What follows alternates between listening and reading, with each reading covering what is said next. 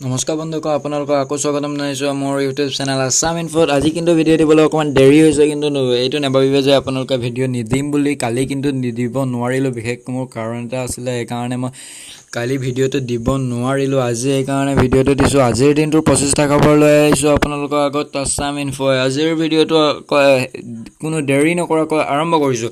আজিৰ ভিডিঅ' সোমবাৰে পুৱাই ফাঁচী বজাৰ ব্যতিক্ৰমীৰ ৰূপত আয়ুক্ত হাতত ঝাৰু লৈ দিলে আৰক্ষী আয়ুক্তগৰাকীয়ে প্লাষ্টিক বৰ্জনৰ শ্লোগান। 2 নম্বৰত আহিছে, এইবাৰ সেমেকা হ'ব উত্তৰ পূৰ্বাঞ্চল, কিয়নো 4 আগষ্টৰ পৰা ধাৰাসাৰ বৰষুণ আগজাননী দিলে আঞ্চলিক বতৰ বিজ্ঞানী কেন্দ্ৰই। 3 নম্বৰত হৈছে, দিল্লীৰ মাণ্ডলি ইণ্ডাষ্ট্ৰিয়েল এৰিয়াত ভয়ংকৰ অগ্নিকাণ্ড। এই ফেক্টৰী সংঘটিত হয় এই অগ্নিকাণ্ডই কাঢ়ি নিলে এগৰাকী মহিলাৰ প্ৰাণ।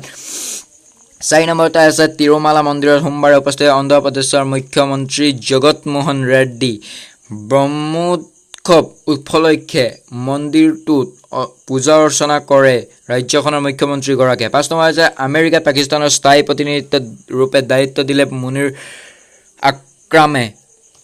পূৰ্বে এই দায়িত্ব পালন কৰিছিল মালিহা লোধিয়ে।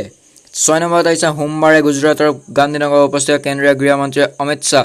বহুচৰা মাতা মন্দিৰত পূজা অৰ্চনা আগবঢ়াই গৃহমন্ত্ৰীগৰাকীয়ে। 7 নম্বৰত আহিছে, চাওলা গুলীবৰ্ষণ, আৰক্ষী আৰু দুৰ্বৃত্তৰ মাজত সংঘৰ্ষ হয় এই গুলীবৰ্ষণ।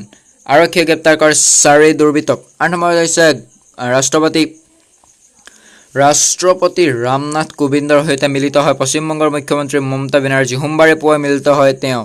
9 নম্বৰ আহিছে, বিহাৰৰ মুখ্যমন্ত্ৰী নীতিশ কুমাৰ সোমবাৰে ৰাজ্যখনৰ বান বিধ্বস্ত অঞ্চললৈ পৰ্যবেক্ষণ কৰে, হেলিকপ্টাৰেৰে পৰ্যবেক্ষণ কৰে ৰাজ্যখনৰ মুখ্যগৰাকীয়ে। 10 নম্বৰত আহিছে, সামান্য হ'বলৈ ধৰিছে জম্মু কাশ্মীৰৰ পৰিস্থিতি।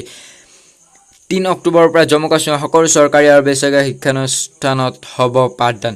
আৰু ইয়াৰ মাজতে আপোনালোক ক'বলৈ হৈছে, আপোনালোক যদি আছাম ইনফোত যদি নতুনকৈ আহিছে তেনেহ'লে লাইক, কমেণ্ট আৰু ছাবস্ক্ৰাইব কৰিব নাপাহৰিব। কিন্তু মোৰ কোনো ভিডিঅ'ত এডিট নকৰোঁ, অনলি মই ডাইৰেক্ট আপোনালোকৰ স্ক্ৰীণ ৰেকৰ্ডিং কৰোঁ আৰু ডাইৰেক্ট আপোনালোকৰ মাজত শ্বেয়াৰ কৰোঁ। মোৰ কোনো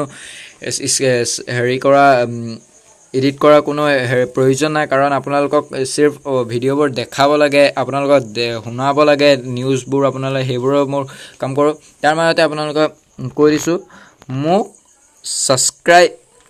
ছাবস্ক্ৰাইব কৰিব নাপাহৰিব মোৰ ইউটিউব চেনেলটো, আৰু লাইক কমেণ্টটো সেইটো আপোনালোকে জানে চাগে, আপোনালোকে লাইক কৰিব লাগে। ইয়াৰ মাজতে কৈ আহিছোঁ, 11 নম্বৰটো হৈছে, গুজৰাটৰ বানাছকান্ত অঞ্চলত ভয়ংকৰ বাছ দুৰ্ঘটনাত বৰ্তমানলৈ নিহত 21 জন লোক। হাৰিয়ানাৰ আগন্তুক বিধানসভা নিৰ্বাচনৰ বাবে দিল্লীত অনুষ্ঠিত হ'ব কংগ্ৰেছৰ চেণ্ট্ৰেল ইলেকশ্যন কমিটিৰ গুৰুত্বপূৰ্ণ বৈঠক। দিল্লীত মুখ্য কাৰ্যালয়ত অনুষ্ঠিত হ'ব এই বৈঠক। কংগ্ৰেছৰ বিধায়ক গোপাল দাস আগৰৱালে সোমবাৰে যোগ দিয়ে বিজেপিত। মহাৰাষ্ট্ৰৰ মুখ্যমন্ত্ৰী দেৱেন্দ্ৰ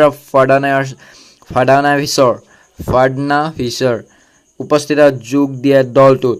14 নম্বৰত আহিছে, বেলকনিস্তানৰ লোৰালাইত ভয়ংকৰ বিস্ফোৰণৰ ফলত প্ৰাণ হেৰুৱালে এজন আৰক্ষী জোৱানে। 15 নম্বৰত, যোৱা ৰাতি ধৰি অব্যাহত উত্তৰ প্ৰদেশত ধাৰাসাৰ বৰষুণৰ ফলত বৃষ্টিপাতৰ ফলত সৃষ্টি হোৱা বানত মৃত্যু হৈছে বৰ্তমান 11 জনকৈ লোকৰ। অন্ধ্ৰপ্ৰদেশৰ কৃষ্ণা জিলাত আৰক্ষীয়ে গ্ৰেপ্তাৰ কৰে 2 জন লোকক। প্ৰায় 270 কেজি গাঞ্জাসহ আৰক্ষীয়ে গ্ৰেপ্তাৰ কৰে 2 জন লোকক। আম্বাজীৰ ত্ৰিশুলীয়া ঘাটত ভয়ংকৰ পথ দুৰ্ঘটনা। এই বাছত দুৰ্ঘটনাগ্ৰস্ত হোৱাৰ ফলত নিহত 3 জন লোক। বিহাৰৰ অব্যাহত বানত তাণ্ডৱ।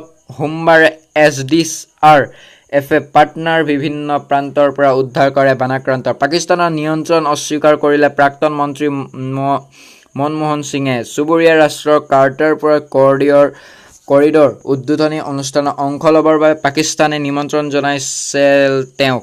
পশ্চিমবংগৰ বিভিন্ন প্ৰান্তত অব্যাহত ধাৰাসাৰ বৃষ্টিপাতৰ ফলত সোমবাৰে মালদাস্থিত এখন চিকিৎসা মহাবিদ্যালয়ৰ ভিতৰত সোমাই বানপানীৰ পানী। ভীষণ অসুবিধাৰ সন্মুখীন হৈছে ৰোগী আৰু চিকিৎসকসকল। পশ্চিমবংগত সংঘটিত হয় ভয়ংকৰ ঘটনা। শালিমাৰ ৰেলৱে ষ্টেচনত খহি পৰি সোমবাৰে। অৱশ্য বৰ্তমানত কোনো লোক হতাহত হোৱা নাই। মুম্বাইত আৰক্ষীয়ে জালত পৰিল সোণ সৰবৰাহকাৰী এটা চক্ৰ। আৰক্ষীয়ে উদ্ধাৰ কৰে প্ৰায় 17 কেজি সোণ। ম্যানমাৰৰ পৰা অনা হৈছিল এই সোণখিনি। 2 অক্টোবৰ ছবিগৃহত মুক্তি পাব হিন্দী ছবি ৱাৰ্ছ।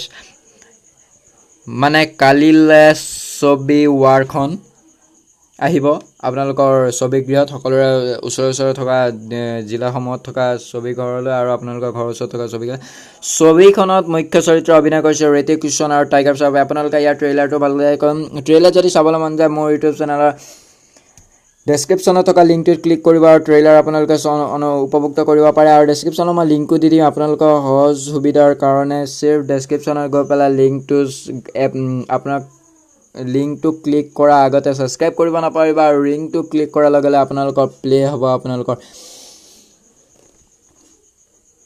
হিন্দী ছবি ৱাৰৰ ট্ৰেইলাৰ। আৰু ইয়াৰ পিছতে আছে মহাৰাষ্ট্ৰৰ পালঘৰত গ্ৰেপ্তাৰ 2জন অস্ত্ৰধাৰী ব্যক্তি। আৰক্ষীয়ে জব্দ কৰে 3টা AK-47 ৰাইফল, 4টা পিষ্টল আৰু বহু আপত্তিজনক নথিপত্ৰ। ষ্টেট বেংক অফ ইণ্ডিয়া একাউণ্টত থকা গ্ৰাহকসকলৰ ভাল খবৰ। মঙলবাৰে অৰ্থাৎ 1 অক্টোবৰৰ পৰা 8.15% দৰত গ্ৰাহকে লাভ কৰিব হোম লোন। আৰু আজিৰ ভিডিঅ'টো ইমানতে শেষ কৰিছোঁ। যদি ভিডিঅ'বোৰ আপোনাৰ চাই যদি ভাল লাগিছে তেনে লাইক কমেণ্ট আৰু ছাবস্ক্ৰাইব কৰিব নাপাহৰিব। আৰু মোৰ ভিডিঅ'বোৰ অনলি আছামৰ বিষয়ে নহয়, সকলো দেশ অসমৰ বাহিৰৰ ভিডিঅ'ও আছে, ভাৰতবৰ্ষৰ বাহিৰৰো আছে, আন্তৰ্জাতিক পৰ্যায়লৈকে আছে। আৰু আপোনালোকে যদি ভিডিঅ'টো এতিয়ালৈকে যদি মোৰ চেনেলটো ইউটিউব চেনেলটো ছাবস্ক্ৰাইব কৰা নাই তেনেহ'লে লাইক কমেণ্ট আৰু ছাবস্ক্ৰাইব কৰিব একেবাৰে পাহৰি নাযাব। আৰু আজিৰ ভিডিঅ'টো ইমানতে সমাপ্ত কৰিছোঁ। আৰু আপোনালোকে নতুনকৈ আহিছে তেনেহ'লে লাইক কমেণ্ট আৰু ছাবস্ক্ৰাইব কৰিব একেবাৰে পাহৰি নাযাব।